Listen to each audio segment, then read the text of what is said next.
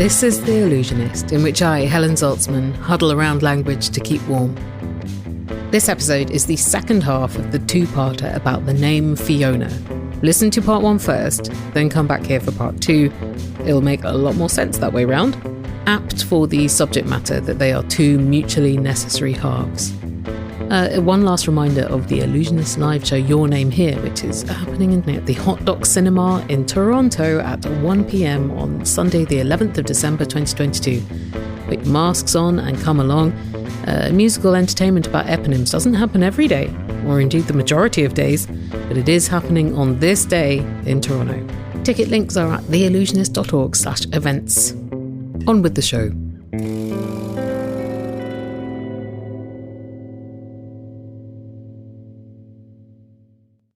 Previously on The Allusionist. Everyone thinks it's an old Scottish name, but it's not an old Scottish name. Given how common the name Fiona is now, you wouldn't have thought it just suddenly appeared in 1893 or whatever. The first public figure who had the name Fiona is the Scottish writer Fiona MacLeod. Fiona MacLeod was talked about as this prophetess of the Celtic revival. William Sharp was a late Victorian writer, was not really the most popular writer in the world after William Sharp's death. Everybody else found out that he wrote as MacLeod. That's Mull Heaton Calloway, who's written a PhD thesis about William Sharp and Fiona MacLeod, or Wilfion as they were sometimes called, and writer and performer Harry Josie Giles. I asked Josie what the response had been in the literary world when, upon William Sharp's death in 1905, he was revealed to have been Fiona MacLeod. Some people just take this as a kind of beautiful expression of an artistic ideal. A lot of people continue to speak of Fiona MacLeod's work in high terms and continue to talk about it as work with a great deal of value. There was a mix of, oh, we knew it because it had been speculated that Fiona MacLeod and William Sharp were the same person or some sort of personal link between them. So there was a certain degree of, oh yes, we could have figured that out on our own. And a mix of, for some people, a sense of betrayal or a sense of, I can't believe I was taken in by that. But in all, it is mostly respectful. William Sharp's wife, Elizabeth Sharp, published her affectionate biography of William and Fiona in 1910 and released volumes of selected writings of Fiona MacLeod and William Sharp. But over time, the public attitude towards them and their work did become more negative. From the early to mid-1910s, publication of Sharp and MacLeod's works had been dropping off, but it's only really in the 30s that it starts to become controversial. After Elizabeth Sharp died in the 1930s, this is when we start seeing rejection of William Sharp and Fiona MacLeod. So it's very much sort of we can only be disrespectful once Elizabeth Sharp is no longer there to make us feel ashamed of ourselves. As the years pass, there's a more and more criticism, and I think particularly of what is more manufactured, or what we might now say appropriated in Fiona MacLeod's work, that you start to see questioning of the authenticity of the work. And this is as ideas of authenticity are starting to gain more traction in literature, in art. And I think less the gender material, actually. I think less the trans aspect of what's going on and more the questioning of the authenticity of the Celtic material itself starts to undermine Fiona MacLeod's reputation. And even though people wrote about her at the time as one of Scotland's most important writers, she passes remarkably quickly out of the literary canon to the point where most people have never heard of Fiona MacLeod. Fiona goes from being one of the absolute figureheads of the Celtic Renaissance to being almost completely forgotten about. And yet there are echoes of Fiona MacLeod and William Sharp, and the name Fiona is just one of them, that it is now an ordinary name. And I don't think that anyone should come away from this conversation not wanting to use the name Fiona. I think this is a beautiful and rich history. It might not be quite the history that you imagined, but I think it's a beautiful history. I can't get them out of my head because they seem to me to teach us so much about Scottishness and Scottish literature. To recap, William Sharp was a Protestant lowlander, also writing as Catholic Highlander Fiona MacLeod. There is something uncomfortable about that, and I think we should find that a bit uncomfortable. This was happening before language around cultural appropriation was used, and this kind of writing across cultural lines was not so uncommon at the time. But there is something uncomfortable about it, and particularly there's something uncomfortable, I think, about someone from a largely lowland background who was not a fluent Gaelic speaker trying to be this prophetess of the Celtic revival and trying to write authentically as a Gael and trying to take on that role.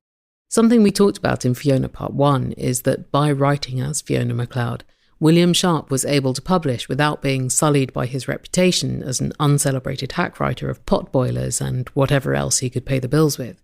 And Mulheat and Calloway sees further reasons for William and Fiona to have been kept distinct. One thing I speculate in my thesis is that this was a way to distance Fiona MacLeod from William Sharp, not only professionally, but also personally, to make these distinctions so that Fiona MacLeod was not too much like the woman that William Sharp would have been had he been assigned female, to give personal emotional distance. But there is also a sense that William Sharp, in his writings, in his letters, for example, never seems to consider himself fully Scottish. He is Scottish, but he's Lowlands Protestant rather than Highlands Catholic. And it's quite clear in his writing that he considers Highlands Catholicism to be like the highest form of Scottishness, the purest form of Scottishness. And so it could potentially be an attempt to allow himself access to Scottishness that he doesn't necessarily have in his daily life and also in his daily publishing. He's very much beholden to the London market. The London market at that period doesn't want anything to be particularly questioning of the colonial project, let's put it that way. So Welsh literature shouldn't sound too Welsh. Scottish literature shouldn't sound too Scottish. It should sound just Scottish enough or just Welsh enough to be exotic, but it shouldn't be problematic for the London market. So William Sharp's literary career as William Sharp often kind of underplayed his Scottishness, and sometimes you'll come across some of his writing that seems anti-Scottish. But I think you kind of have to interpret that in the light of this is a person who is constantly having to write for whatever opportunity will come up. And so there is this little bit of self-denial in that I think Fiona's incredible Scottishness, her sort of ideal Scottishness, is intended to counteract that in some ways. So William is both not Scottish enough and too Scottish. Yeah, not Scottish enough for himself or for his own artistic desires, but too Scottish for London. So Fiona is this gateway into a kind of Scottishness that William Sharp has kind of been personally and professionally denied. Elizabeth edited these books with Celtic poetry and stuff, but did the two of them spend that much time in the Highlands? No. No, they did not. They went there on holiday. They both mention William's time in the Highlands when he was a child. And they both mention the influence of a Gaelic nurse or a Gaelic fisherman, a Gaelic-speaking fisherman that William spent time with. And this is usually mentioned to kind of ground the authenticity of the Fiona MacLeod project. They were constantly striving for that authenticity, but I think it's rather more dubious than they would like us to believe. It's interesting, isn't it, that all these things that Fiona had that were perceived disadvantages, like more Scottishness, femaleness, worked great for her professionally. Absolutely, absolutely. I do think it is interesting, and I do think it is perhaps a sign that Fiona's works were so good that they kind of overcame these disadvantages, or you might also interpret it that they forced some of these exotic ideas about Celticism and exotic ideas about Celtic femininity. Celticism is very much associated with femininity, There's all of these stereotypes of airy, psychic Celtic femininity, and you might say that MacLeod's work is playing into all of those tropes, and it absolutely is. So something that is going on here, and that I think ties into this Highland, Lowland, Gaelic, English binary, is that male-female gets written into that binary as well. And so femininity, in the mind usually of Lowland writers, becomes associated with Gaelic culture, with the Highlands, with the natural. And this definitely exists in William Sharp's mind as a binary as well. And so Fiona MacLeod almost becomes this kind of natural expression of William Sharp's emotionality, and coded into a Gaelic writer, his emotionality, which is maybe suspect as a man, becomes authentic as a Celtic woman. That's kind of what's happening there, I think. With hindsight, I would want to problematize all of these binaries and would say that the way that Gaelic culture is identified with the feminine and identified with the natural is a colonial binary, and is part of the system of thinking that continually erodes Gaelic culture. I think it's also the case that it's a huge part of Scottish literary history, that so much of what we understand of Celtic mythology now has been relayed through people who were not Gaels, and has been relayed through a colonial framework, that our very way of thinking about Gaelic life has been colonised partly through centuries of literature. And this goes a long way back to the beginning of the Celtic revival. James Macpherson's Tales of Ossian, which is this totemic work of literary romanticism and this foundation of the Celtic revival, and was supposedly an English translation of myths and stories and legends, and a translation of an original epic from the Gaelic. But what we know now is that Macpherson fabricated a huge amount of the Tales of Ossian.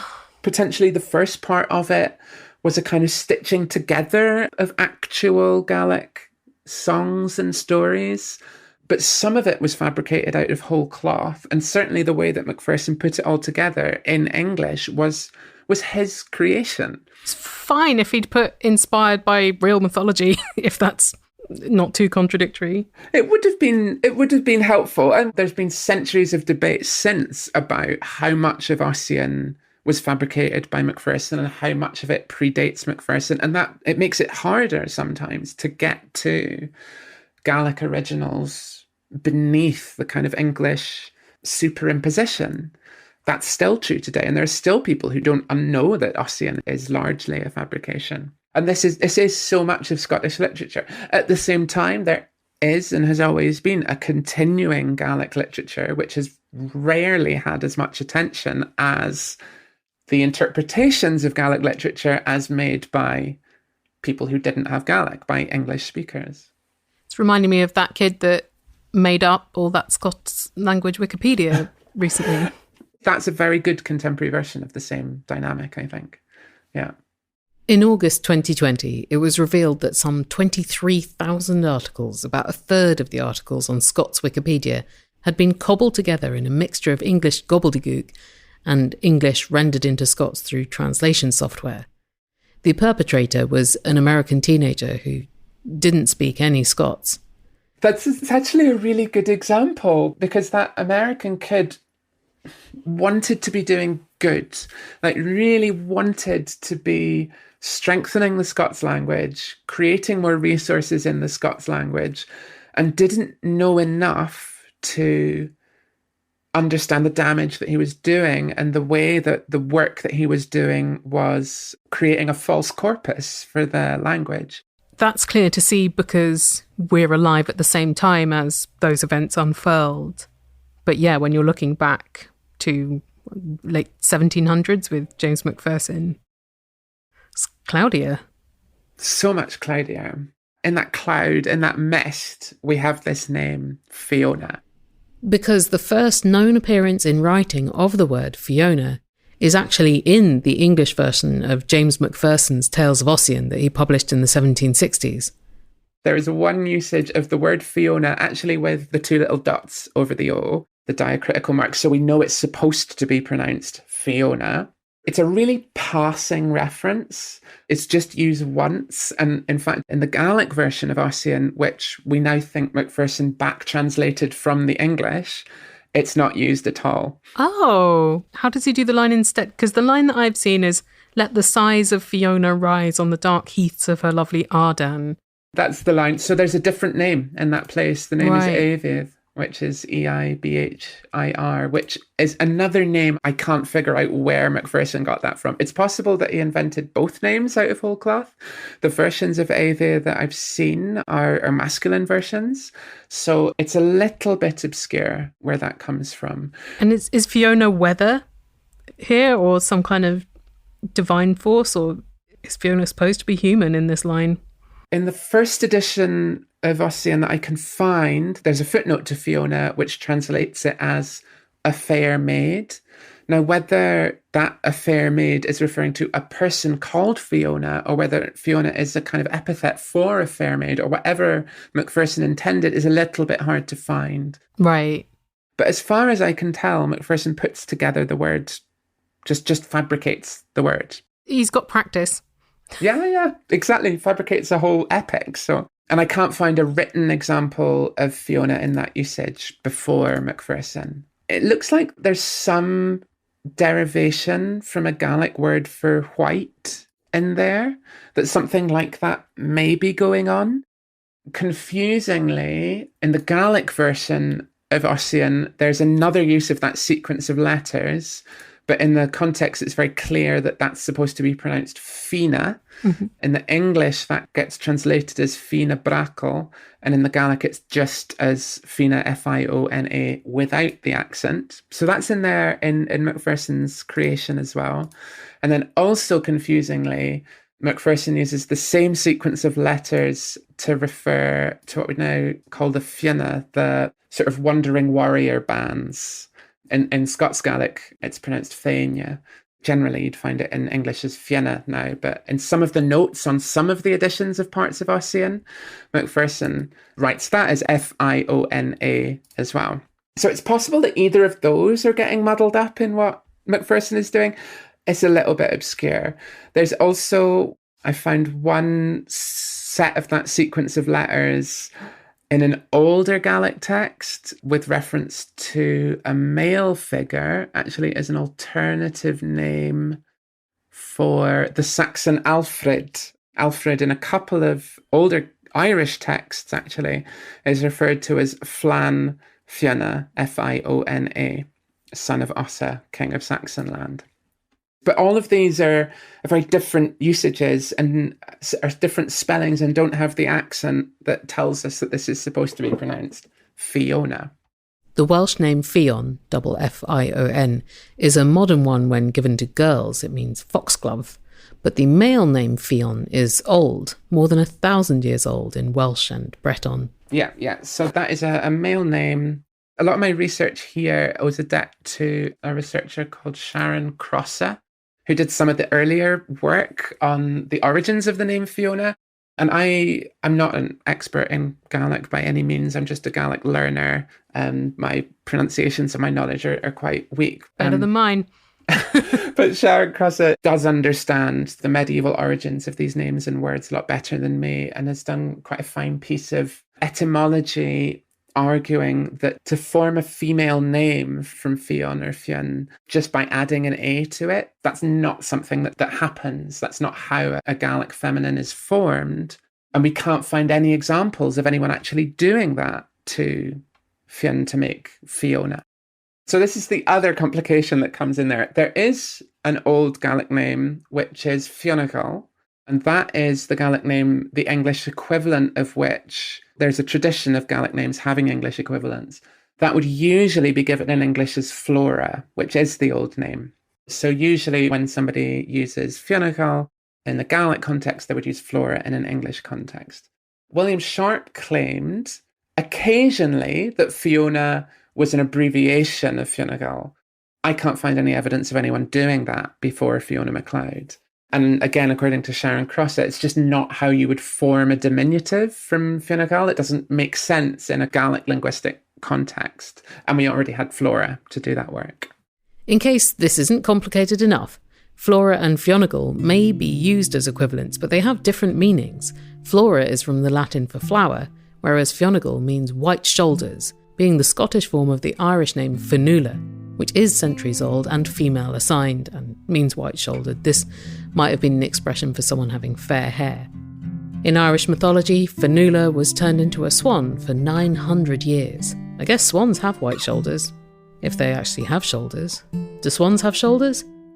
A question for another time. There's also the old Irish male name Fionnan, which also means pale or fair. There are several saints called it or variants of it from the 5th, 6th, 7th centuries.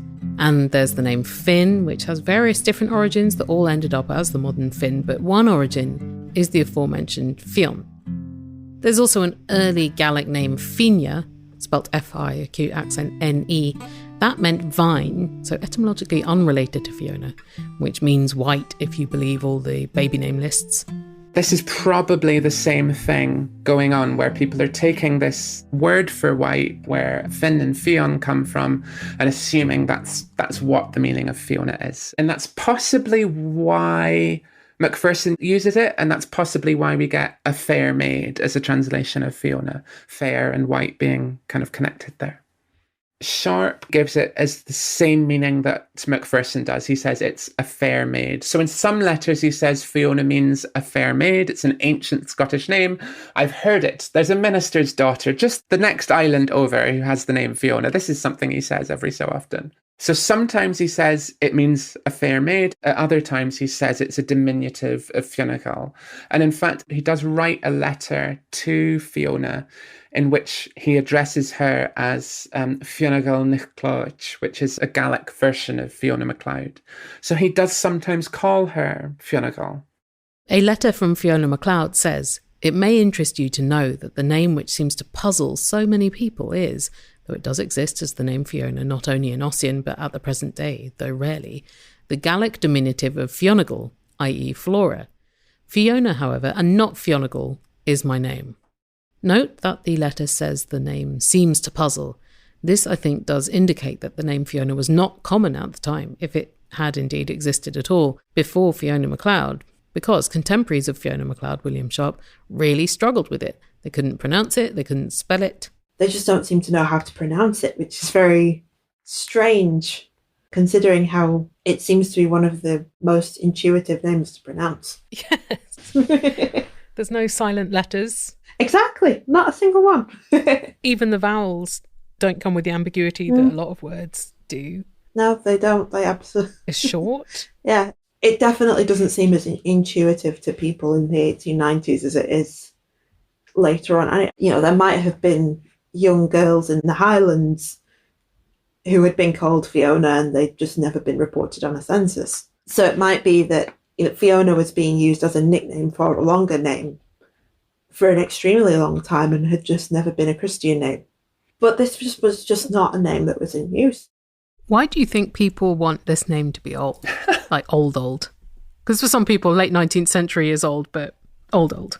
Yeah, I think people want it to be old for exactly the same reason that William Sharp created Fiona MacLeod. They want a connection to Celtic authenticity. I think that's what William Sharp was reaching for. William Sharp, as best I can tell, plucked the name out of Ossian.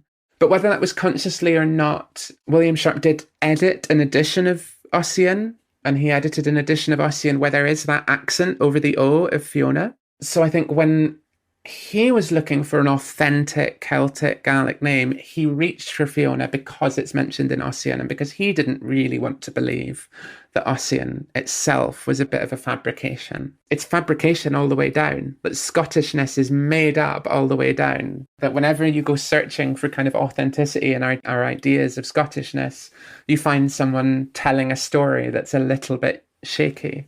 And it also means to me that there is transness at a really pivotal moment in Scottish literature, and that some of the binaries that have now become almost a cliche in Scottish literary analysis Catholic Protestant, Highland Lowland, English Gaelic, male female as well. These cliches of what gets called the Caledonian anti-syzygy, in a wonderfully overblown term, are really embodied in this one creation of Wilfion, of William Sharp and Fiona MacLeod. Caledonian anti-syzygy, noun, the presence of dueling polarities within one entity considered to be characteristic of the Scottish temperament. There's a last story that I think is really worth telling. It kind of sums up the whole story to me. So they're on holiday in the Highlands and they're out walking and they spy a boat, a little rowing boat that's on a loch. And they squint at the boat and they squint at the name of the boat and they think, it can't be, can it? Can it? And they get closer and closer and they look at it and they realise that yes, indeed, this little rowing boat on this little loch is named Fiona. And they go closer and they realise that there's a man in the boat. And William Sharp, not giving the game away at all, says, oh, that's a very pretty name on your boat there. Where did you get that name from? Is it a real name? And the man says, yes, it's a real name. It's an old Highland name. And Sharp says, oh, do you know anyone who has that name then? And the man in the boat says, oh yeah, there's a daughter of a minister over the way that's called Fiona. And Sharp says, oh, so it'll be after her then that the boat's named. And the man in the boat says, oh no, it's not named after her. Oh, says Sharp, is it named after your mother or your grandmother? And the man says, oh no, it's named after this great writer lady from Iona. And apparently this man read a story of Fiona MacLeod's in the Oban Times, Oban being a town in the West Highlands, and decided to name the boat after her. Wow. So in this search for authenticity, in this search for the real use of the name Fiona, all that William Sharp can come back to is themselves. What a fan encounter. It's beautiful, isn't it? And I just love that in the way that you can see in the questions that Sharp is so desperate to find some authentication of this name Fiona, and can only encounter Fiona MacLeod. But then maybe Fiona MacLeod is authenticity enough for the name. Yeah, I mean, all names had to start somewhere. Yeah. They were all made. Yeah.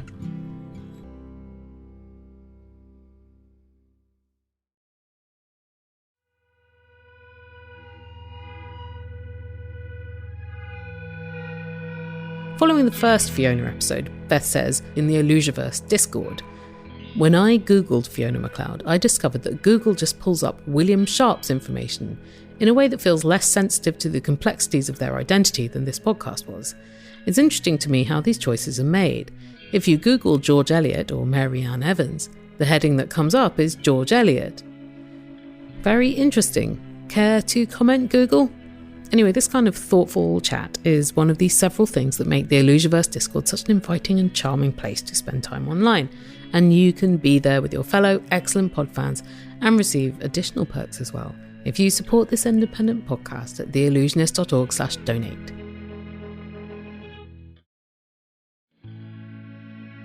Your randomly selected word from the dictionary today is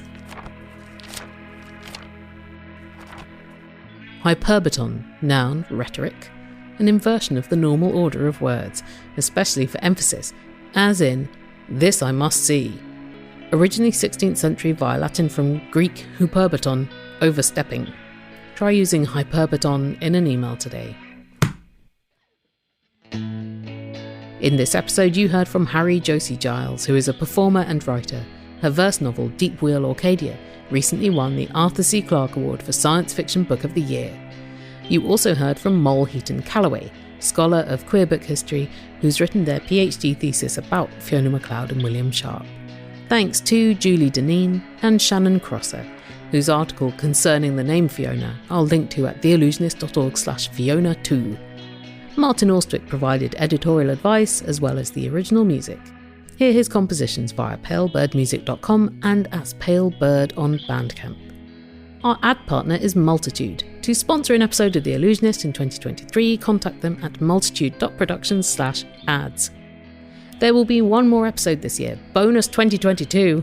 I love the annual bonus episodes. They're selection boxes of intriguing etymological tidbits and Interesting chat, because throughout the year I've been squirreling away cool stuff that the interviewees have said that there wasn't room for in their episodes, or it was on a different topic. And in the bonus episode, you get to hear all of it. They're always a treat.